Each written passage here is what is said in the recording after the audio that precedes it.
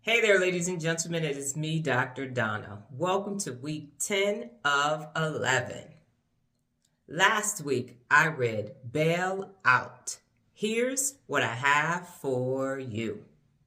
Ladies and gentlemen, this is my third book reading about the housing industry and what it has done to this country.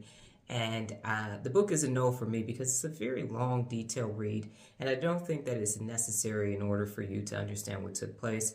It's already happened, and you can research that.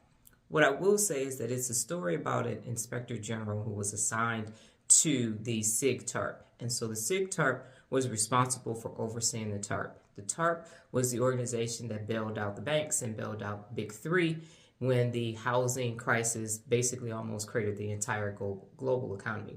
Now, why the TARP needed to be overseen was that the banks did not do what they said that they were going to do with the taxpayers' dollars, and they couldn't reveal where the money went and it was mixed in.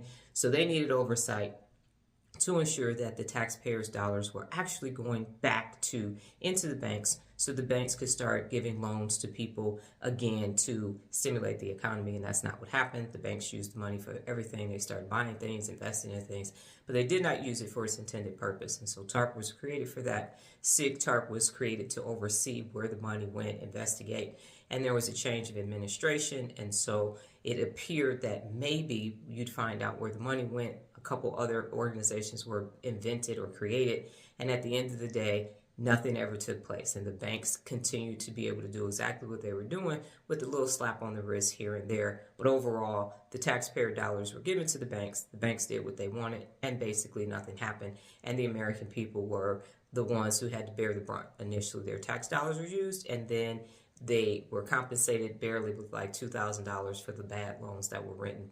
And basically, the banks and the government protected themselves. And so that story is not new. It's happened since the beginning of time. What I'd like to talk about, and then the person actually stepped down from the position because it just wasn't working. And if it's not working, why would you continue to work to do it? But here's the thing. As I'm studying more neurologically what takes place and why people have biases and they make bad decisions or they make decisions, it has to do with conformity bias. And what that is that you will conform to the situation that you're in, even if it goes against your belief systems, because you want to be accepted, because you don't want to be isolated, and because of fear. And so that is prevalent all throughout Washington, and it is happening, and so you just conform, you acquiesce, and the last thing you're going to do is step outside of the situation.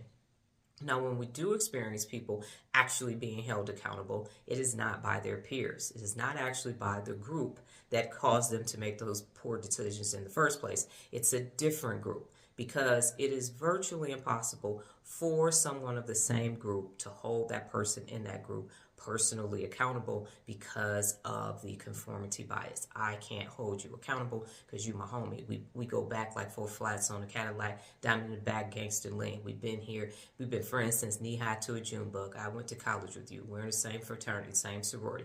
We've had the same problems, and that's the problem. The number one principle of real leadership is to hold yourself and others personally accountable.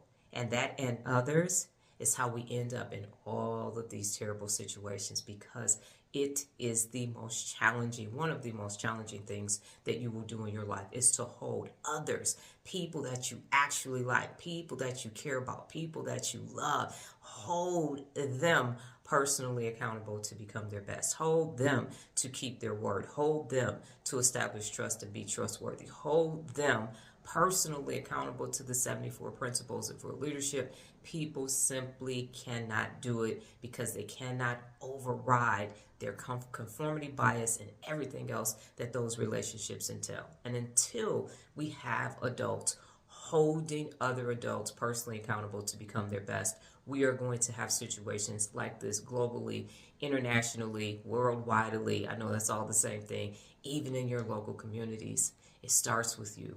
You have to hold yourself personally accountable and hold the people around you personally accountable too, especially the people that you know, love, and like, because that's how we end up in these terrible situations. And I can't stress that enough. That is the issue. It is neurologically, and you have to override your conformity bias, and you have to say, hey, You got to be personally accountable to become your best. And when everybody is focused on being personally accountable to become the best, all of this magically disappears. It all disappears. So until that happens, writing another book isn't going to change it. The only thing that's going to change it is individual adults making decisions. I'm going to be personally accountable. I'm going to be my best. And then I'm going to hold you personally accountable for you to be your best, especially because I like you, love you, and care about you. If you don't like somebody, you're like, they need to go to jail. They need to be held accountable. That's the easy part. It's almost opposite of the Bible. I'm a Christian. That's my holy book. It says, love your enemies. I'm saying hold the people that you love personally accountable, because that's equally as challenging. Hold the people that you know, love, and like personally accountable. Override that. Oh, but they're my friend, they're my spouse, they're my child, they're my BFF. It doesn't matter. That's the difficult part. So if you need to love your enemies, you need to hold the people around you that you care about personally accountable. And that's how it has to be. Okay, so there's no reason to read the book. The story is the same. The only thing that changed was the characters and the situation, but the outcome is still the same. A group of people unwilling to hold the people that are just like them personally accountable to be their best. Holding them unaccountable is not going to resolve anything. The 74 principles of real leadership work because it works in every situation, and the objective is always best. So do that. Got it? Good. Last week for my meditation, the TikTok ban is imminent, and so as a result, I had to make a decision, and it is that I will be taking my mental morning workout to YouTube. And the benefits of that is that once it's recorded, it gets to stay on my YouTube channel, and that's where all my resources are anyway. So it was time. So after 400 and something days, the morning lives will now be on YouTube. I'm looking forward to see where this next level of learning will take us.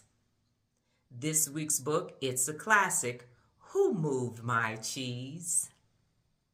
Well, that's my time, ladies and gentlemen. But before I get out of here, just remember the journey of 11, a time of meditation to a path of manifestation. Adios.